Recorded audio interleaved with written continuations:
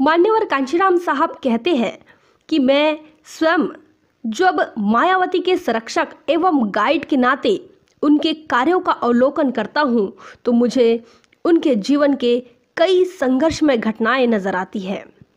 एक नेता के रूप में स्थापित होने में मायावती को प्रबल प्रतिरोध का सामना करना पड़ा। उनके प्रतिरोधियों ने उन्हें नाकामयाब बनाने की हर कोशिश की, मगर मायावती ने इस प्रतिरोध का सामना करने का साहस अपने अंदर निर्माण किया। अंततः इसी प्रतिरोध ने मायावती को एक सफल नेता के रूप में स्थापित किया। जब पहली बार मान्यवर कांशीराम साहब ने मायावती जी को बीएसपी में शामिल होने की बात कही, तब उनके पिताजी ने इसका पुरजोर विरोध किया। उनका ख्याल था कि बीएसपी का आंदोलन ज़्यादा समय तक आगे नहीं बढ़ पाएगा और उनकी बेटी भी जीवन में सफल नहीं हो पाएगी।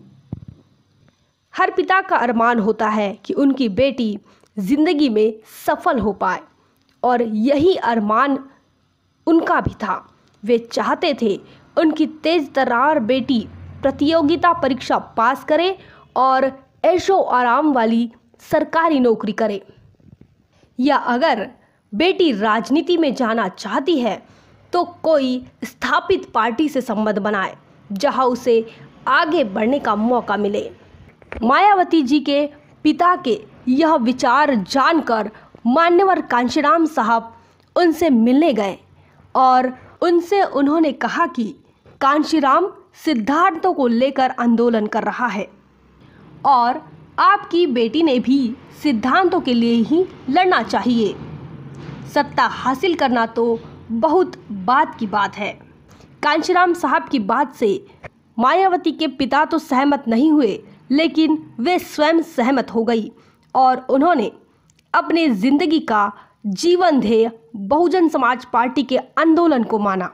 मायावती के पिता के विरोध को ध्यान में रखकर साहब कहते हैं कि मैंने उसे आगे बढ़ने के ज़्यादा से ज़्यादा अवसर देने का निश्चय किया, लेकिन मेरे इस फैसले से पार्टी के कुछ सीनियर लोग नाराज थे। वे मायावती का विरोध करने के लिए बहाना ढूंढते थे। यह बात मान्यवर कांशीराम साहब ने बहन मायावती जी के जन्मदिन के अवसर पर अपने भाषण में कही।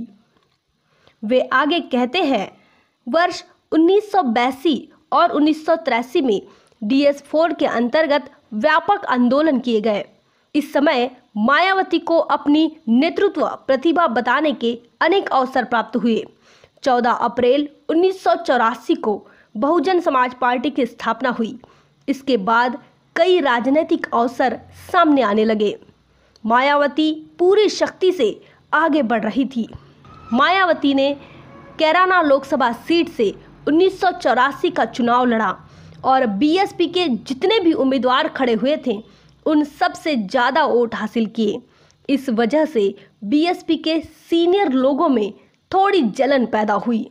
1985 में मायावती ने बिजनौर लोकसभा क्षेत्र को तैयार किया, संगठन बनाया, दौरे किए और वहां से चुनाव लड़ा।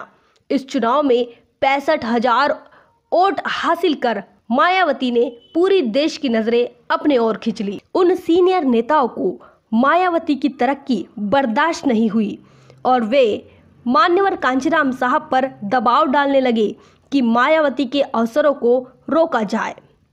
साहब कहते हैं, मैंने उनकी बात नहीं मानी तो वे सीनियर लोग बीएसपी छोड़कर चले गए।